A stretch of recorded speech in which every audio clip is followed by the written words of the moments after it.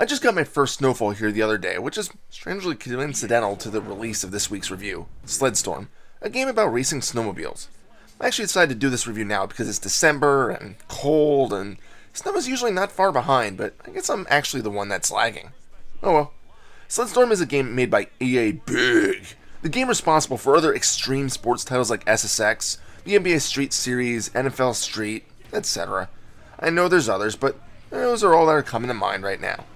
Being that this game was an early release, it's on one of those cool blue colored CDs. As such, the game isn't terribly long, but I don't want to get too far ahead of myself. So yes, it's a racing game, which would turn some people off right away, which I can't blame you. I do enjoy most racing games that actually put turns in the tracks, but I cannot watch racing. I just find it boring. But hey, if you're into that kind of thing, more power to you. Anyway, you're racing snowmobiles, as I mentioned within the first 30 seconds of this review. As such, the majority of the environments that you race in are covered in snow. Huh, go figure. So I may as well talk about the engine and controls. Naturally, they are a bit slippery. It's to be expected. There's also ice on parts of the tracks, which makes turning almost impossible.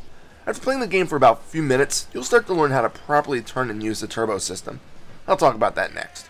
As you're getting some awesome airtime after hitting ramps, you can opt to perform tricks by pressing any combination of shoulder buttons. You must press 2 or more in order to perform the trick. If you just press 1, nothing will happen, which I found a bit strange. In any case, doing these tricks successfully will increase your nitro bar on the right side of the screen. You can press square at any time in order to activate this boost, giving you a decent speed boost. Here's the catch to this. A lot of the tricks are lengthy to perform. On your first attempt on a track, you may not know how much of a drop you're going to get after hitting a ramp. You might see a ramp, hit it, start a trick, and then realize you're only about a second away from faceplanting the ground. And ranking your vehicle in this game is catastrophic each and every time, because no matter how far ahead you are, it always feels like your opponents are only a short distance behind, waiting to capitalize. It usually felt like I dropped back into 6th place every time I crashed. It's only a bit frustrating. In addition to that though, crashing also cuts your turbo meter in half, if not more, so catching up can really be a trying affair. It almost makes tricks not worth performing, but you will probably want that turbo, so it is a risky trade-off. But there are other reasons for performing tricks. At the start of the game, each character has its own progress. So let's say you start off with TJ like myself, and get to the 5th track of the game. Then you decide to start with someone else. Let's say Tracy for sake of argument. You'll find that she only has the first vehicle and also the first 3 tracks. I know back when I first owned this game, myself and my brothers would pick 3 different racers to keep track of our own progress.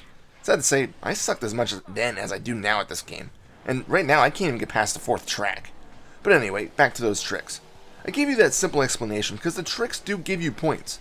Regardless on the place you finish in, you keep those points. So let me back up more and show you this screen, which gives you the goals for each track. Naturally, you want to win. Typically winning will unlock a new vehicle, but later on you need to win just to proceed onto the next track.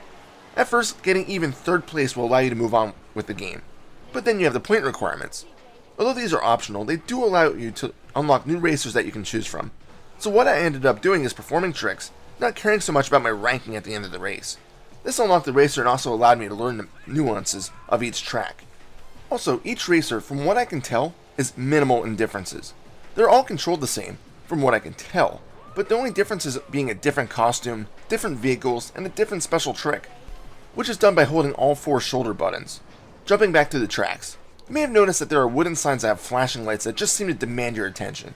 These typically show a shortcut, but again, I feel like a lot of times these are really just a trap. I've taken many of these shortcuts and fell behind. Am I making a wrong turn? Is it really a trap and not a shortcut? Well, after a few laps on each track, I started learning which were worth taking and which weren't, and it does seem to help out at least a little bit. Let me get back to one of the opening things I said for this review. The game isn't terribly long. There's only 6 tracks. Each one is well designed with different themes, like an Asian style, a forest level, and even a haunted house track.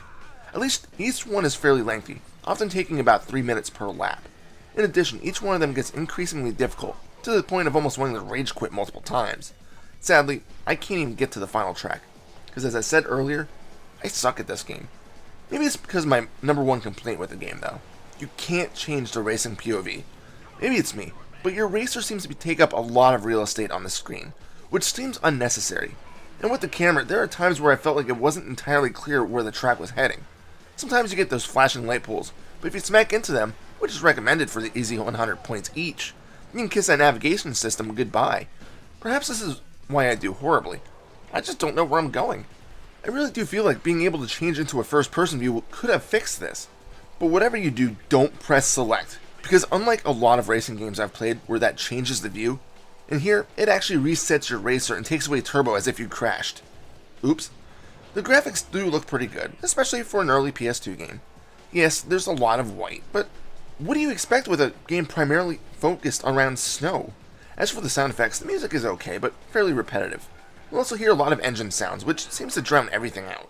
But one of the things I did enjoy when heard was the limited commentating. There are two guys who introduce the track to you that sometimes have little things to say about the current race. It's a welcome addition to the game, and it helps bring a bit more personality to the characters and even the tracks. Your character will also throw out complaints and taunts at times, which can be nice, but again, since there's not a lot of quotes, you will be hearing them repeatedly.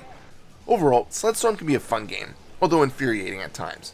I think my brothers enjoyed it more than myself, but I did have fun in small spurts. It still looks good, even today, but the minor issues I encountered with it ended up preventing me from finishing the circuit with even one character. I just feel like the single-player game is just too difficult for its own good. If you're into racing games of this sort, I'd say give it a shot. You can find it pretty cheap nowadays, so it's not like you'll be breaking the bank with this one. I think I saw it's also available for the original PlayStation, but just spring for the PS2 one if you were looking to give it a playthrough. Final score? 7 out of 10. This is Reaper. Happy fragging.